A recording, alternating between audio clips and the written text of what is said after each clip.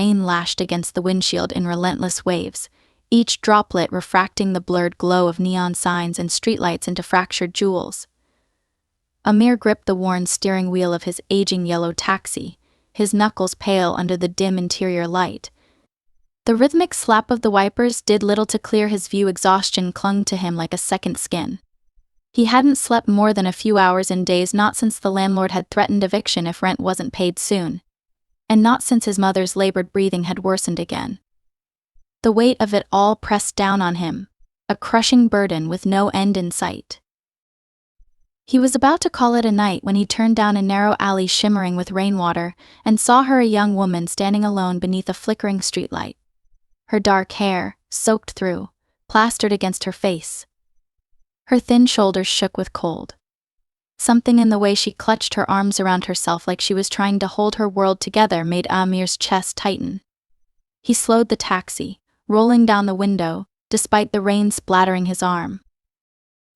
"You need a ride," he called out, his voice softened by a concern he couldn't quite explain. The woman stepped closer, her eyes wide and frantic.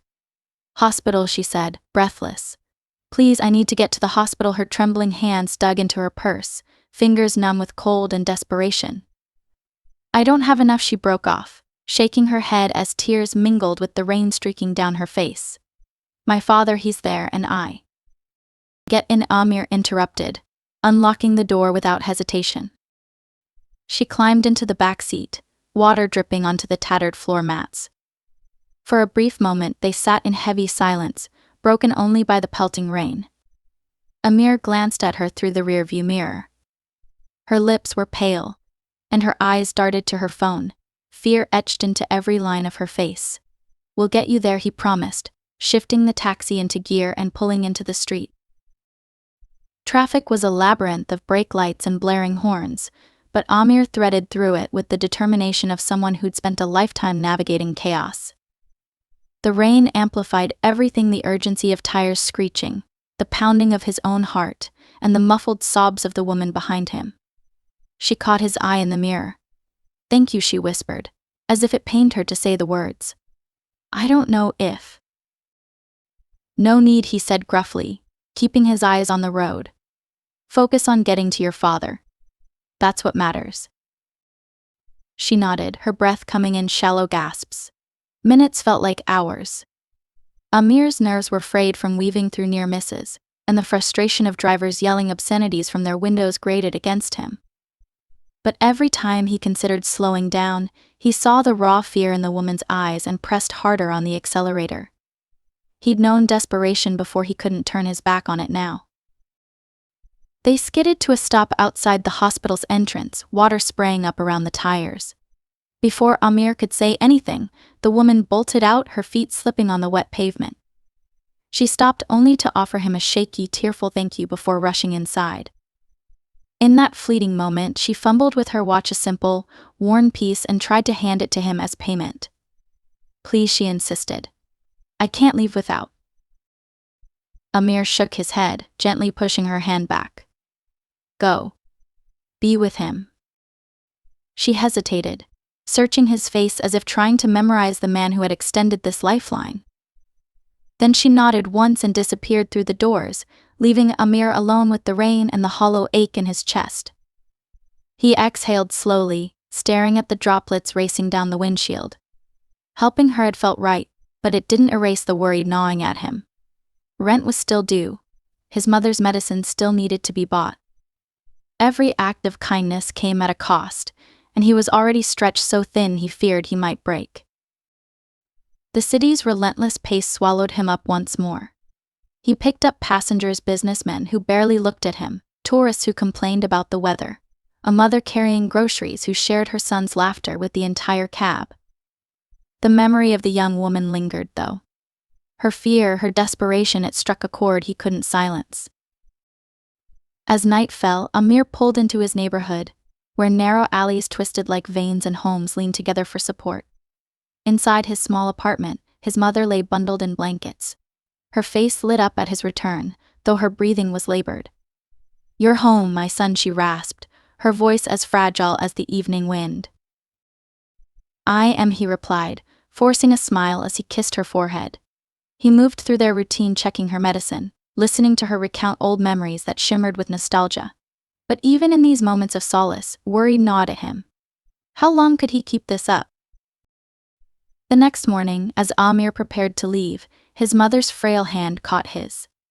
"I heard about what you did yesterday," she said softly. "You helped someone."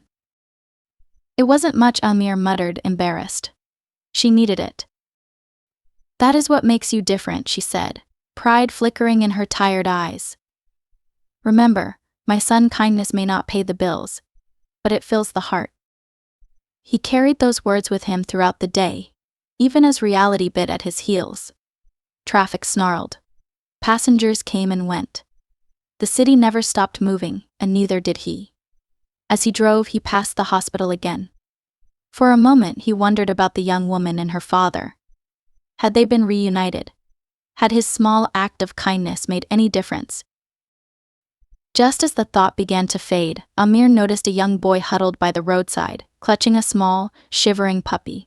His clothes were ragged, his eyes hollow with hunger and fear. Aamir's heart clenched. He pulled over, lowering the window. "Are you all right?" he asked. The boy shook his head, clutching the puppy tighter. "No one wants me here." Aamir felt the familiar weight of helplessness settle over him, but he pushed it aside. "Come on," he said, opening the door. "Let's get you something to eat." It was a small act. Another thread of kindness in a life that often felt frayed and unraveling. But as Aamir watched the boy's hesitant smile and saw the light return to his eyes, he knew it mattered. Small acts, he realized, could ripple outward in ways he might never fully understand. The boy climbed hesitantly into the taxi, his thin arms cradling the trembling puppy. Rainwater dripped from his matted hair onto the cracked leather seat. Aamir glanced at him, noting the dirt-streaked cheeks, the gaunt hollows beneath his eyes, and the way he clutched the puppy, as if it were the only thing tethering him to hope. He had seen too many children like this abandoned, overlooked, left to fend for themselves on streets that swallowed innocence whole. "What's your name?" Aamir asked gently as he drove. "Rafiq," the boy murmured, his gaze fixed on the puppy.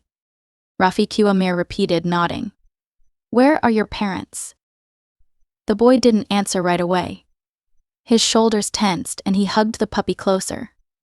"Gone," he said finally, his voice flat but heavy with pain. "They're gone." Aamir swallowed, his hands tightening on the wheel. There were no words to bridge the chasm of loss that stretched between them. "Do you have anywhere to go?" Rafiq shook his head. "I tried to stay at the old market," he said quietly. "But they don't want me there. They said I'm a nuisance." Aamir felt a surge of anger at the cruelty of the world. He glanced in the mirror, catching Rafiq's wary expression. "You're not a nuisance," he said firmly. "You're just trying to survive." They drove in silence for a while, the rain tapping a steady rhythm against the roof. Eventually, Aamir pulled up to a small roadside cafe that he knew was friendly to all kinds of people, locals, travelers, those with stories no one cared to hear. The air inside was warm and fragrant, filled with the scent of freshly baked bread and spiced lentils. He gestured for Rafiq to follow, and they slipped into a booth near the back. The puppy curled into Rafiq's lap, its tiny body finally relaxing in the warmth. "2 plates of food, please," Aamir called out to the owner, an elderly man named Farid who had known Aamir for years. Farid raised an eyebrow but nodded, disappearing into the kitchen. Rafiq ate like he hadn't seen food in days. His hands shook as he lifted spoonfuls to his mouth, but he didn't stop until the plate was nearly licked clean. Aamir watched, a mix of relief and heartbreak coursing through him. When Rafiq finally slowed, he looked up, his eyes clearer but still wary. "Why are you helping me?" The question caught Aamir off guard. He thought back to all the times he had been on the brink of despair, to the moments when a small kindness had given him the strength to keep going.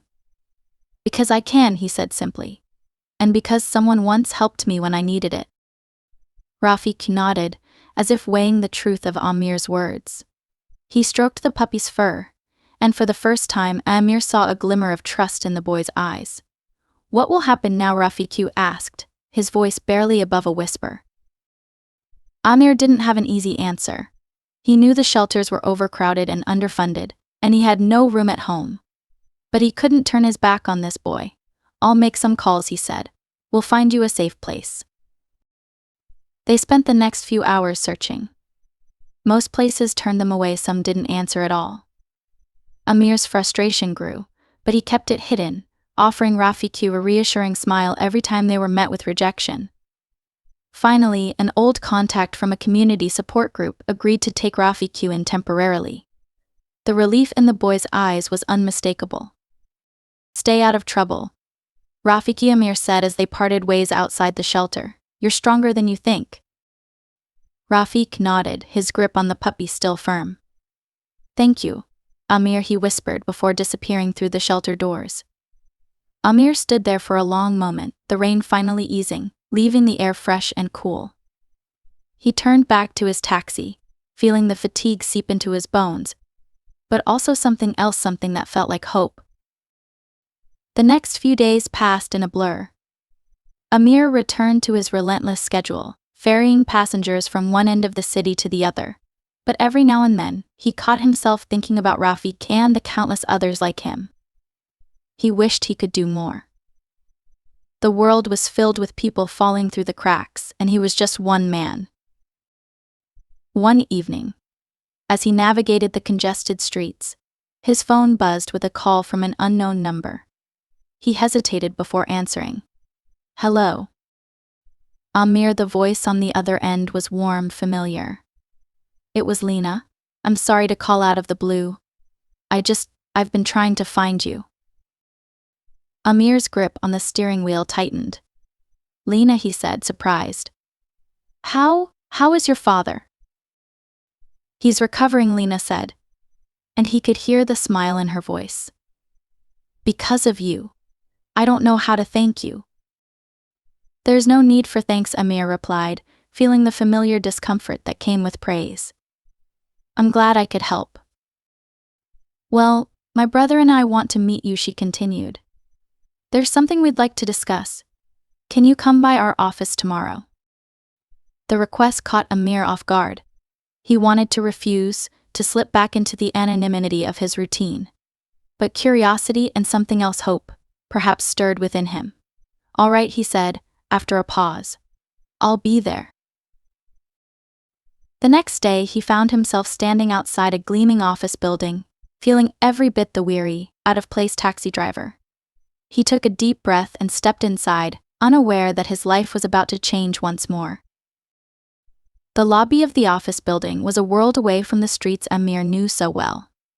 Polished marble floors gleamed under bright lights, and the air smelled faintly of citrus and fresh flowers. Aamir shifted uncomfortably, tugging at the sleeves of his worn jacket. His reflection in the mirrored walls made him feel painfully out of place, a taxi driver with creased clothes and calloused hands, surrounded by people in tailored suits and shiny shoes. For a moment he wondered if he should turn back. But then he remembered Lena's voice on the phone and the gratitude that had filled her words. This wasn't about him, he reminded himself. This was about something bigger, something that had begun with a single act of kindness on a rainy morning. Aamir. He turned to see Lena walking toward him, her smile warm and genuine. She looked different, more rested, her eyes no longer shadowed by fear and exhaustion. She extended a hand and he shook it, feeling slightly less out of place. Thank you for coming, she said. My brother is waiting upstairs. She led him through a maze of hallways and up an elevator that hummed quietly as it rose. When the doors opened, they stepped into a spacious office with floor-to-ceiling windows that offered a panoramic view of the city. The contrast between this room and Aamir's world was staggering. But there was no time to dwell on it. A man in his early 30s stood up from behind a large wooden desk and walked toward them. Lena introduced him as Karim, her brother. Thank you for coming, Aamir, Karim said, shaking his hand firmly. Please have a seat. Aamir sat in a chair that was far too comfortable, feeling the tension in his shoulders. He nodded politely, unsure of what to say. Karim leaned forward, his expression serious but kind. Lena told me everything about what happened that day. You didn't have to help her, but you did without hesitation, without expecting anything in return. It was nothing, Aamir said, shifting uncomfortably. She needed help. That's all. Karim exchanged a glance with Lena, who smiled softly. It wasn't nothing, Karim insisted. People don't always act with such compassion, especially when they're struggling themselves. We did some digging, Aamir. We know you've had a hard time. We know you've sacrificed a lot. Amir's heart pounded in his chest. He didn't like being under scrutiny, even if it came from a place of gratitude. I don't need charity, he said quietly, his voice taut. Karim shook his head. This isn't charity, it's an opportunity for all of us. Aamir frowned, confused. I don't understand. Karim leaned back in his chair, steepling his fingers. Lena and I have been discussing a business idea for some time, a transport service that focuses on helping people in need. Hospital patients, the elderly, those who can't afford a taxi in an emergency. Your act of kindness was the spark we needed to bring it to life. We want you to lead it. The words hung in the air, almost surreal. Aamir stared at Karim, struggling to comprehend what he was hearing. Lead it? Me? I'm just a taxi driver. You're more than that, Lena interjected, her eyes bright with conviction. You have the heart for it. You understand what people need because you've been there yourself. We'll provide the resources, the training, everything you need. Amir's first instinct was to refuse. He had spent his life surviving, not leading. He had no business sense, no experience with anything like this. I don't think I'm the right person, he said, his voice low. Karim's gaze was steady. Why not? I'm just trying to make ends meet, Aamir admitted. I can't afford to take risks. I have my family to think about. And this could help them, Karim replied gently. It's a stable income, a chance to do meaningful work, and an opportunity to change lives not just for others, but for yourself. Aamir sat back, overwhelmed. The thought of leading a transport service was terrifying, but it was also exhilarating. He had spent years trying to be invisible, to blend into the background and survive. This was something else, something that required courage and vision. Could he do it? I understand this is a lot to take in, Karim said, breaking the silence. You don't have to decide now. Take some time. Think about it. Aamir nodded, unable to speak. He stood, feeling the weight of the moment pressing down on him. Thank you, he managed, his voice strained. I'll think about it. Lena walked him to the elevator, her expression hopeful. Whatever you decide, thank you, she said quietly. Not just for that day, but for listening now. The elevator doors closed, and Aamir descended, his mind racing. The city stretched out before him as he exited the building, its streets alive with noise and movement. He stood on the curb, feeling small against the towering buildings, but for the first time in a long time, he also felt a flicker of something else, possibility. That night, Aamir sat with his mother, telling her everything. She listened intently, her frail hand gripping his. When he finished, she smiled a weary, knowing smile. You've spent so long helping others in small ways, she said. Maybe it's time to do it in a bigger way. Her words echoed in his mind as he lay awake, staring at the ceiling. Could he really take on something so monumental? Could he be the kind of leader people needed? He thought of Rafiq, of the young woman in the rain, of every passenger who had shared their burdens with him. Maybe, just maybe he could. The next morning, Aamir called Karim. I'm in, he said, his voice steady despite the tremor in his hands.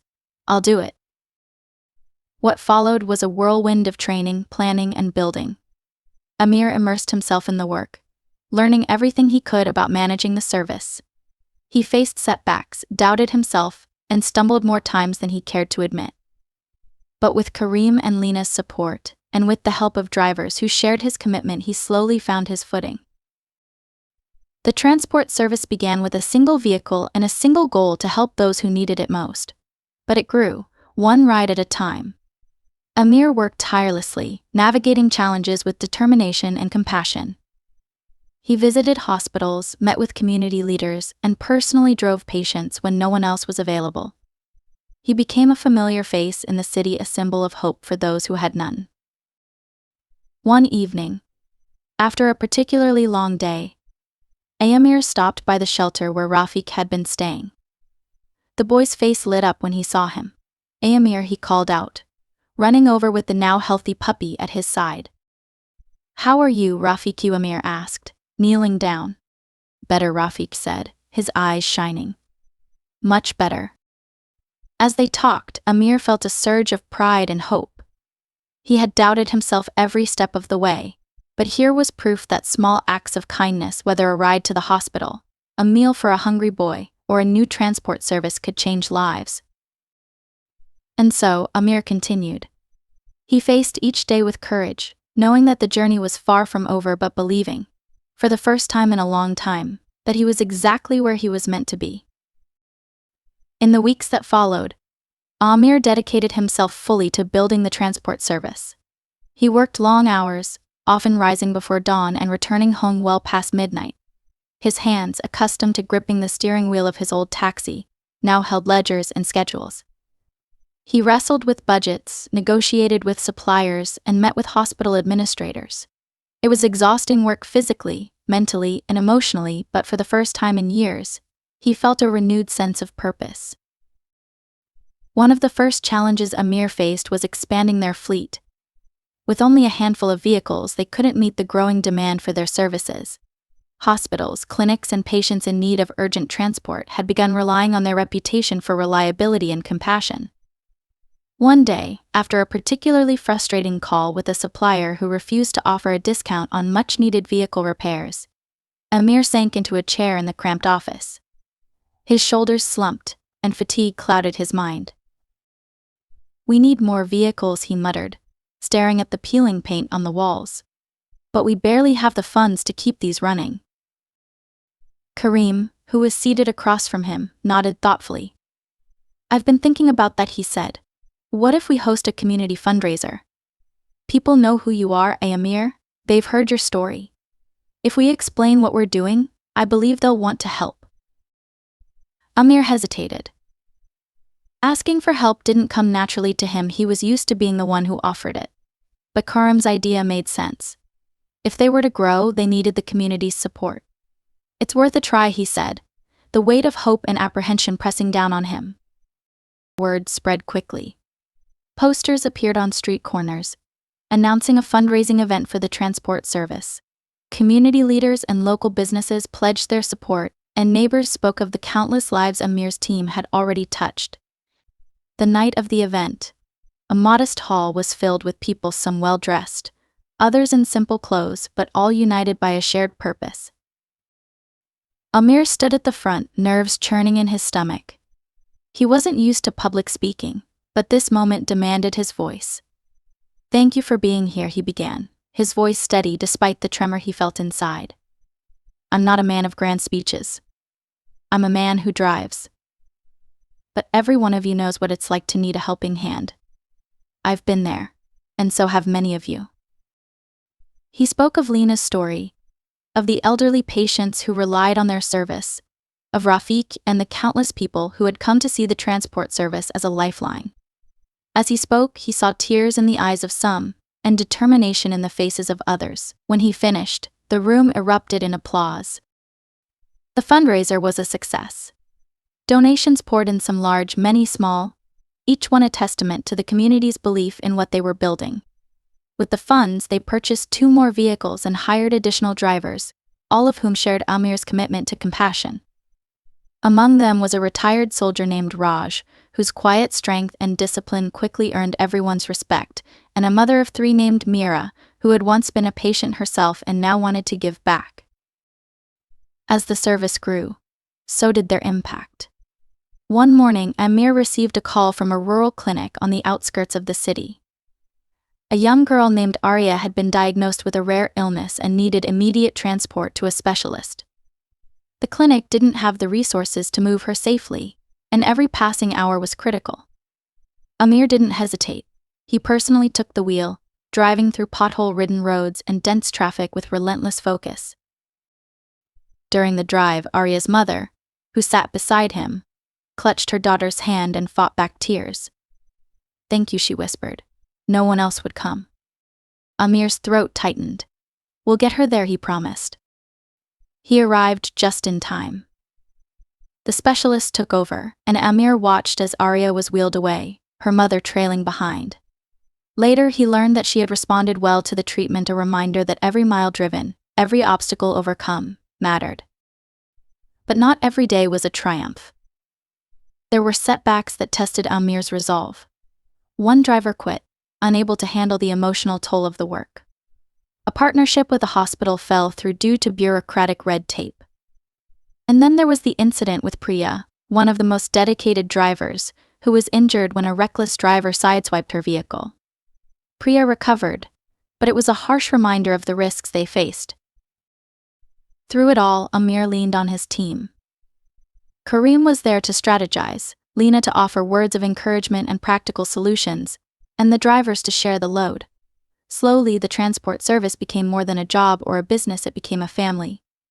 They celebrated successes together, mourned losses together, and faced every challenge as one. One evening, as Aamir walked home, he passed by the shelter where he had taken Rafiq. The boy was playing outside, laughing as he chased the now-grown puppy. When he saw Aamir, he ran over, breathless and beaming. "Aamir, I'm learning to read. The teacher says I'm doing well." Aamir's heart swelled with pride. "I'm glad to hear that, Rafiq." The boy hesitated, then asked, "Can I work with you someday? Help people like you do?" Aamir crouched down, meeting his gaze. "Of course you can. But first you need to learn as much as you can." Rafiq nodded eagerly. "I will."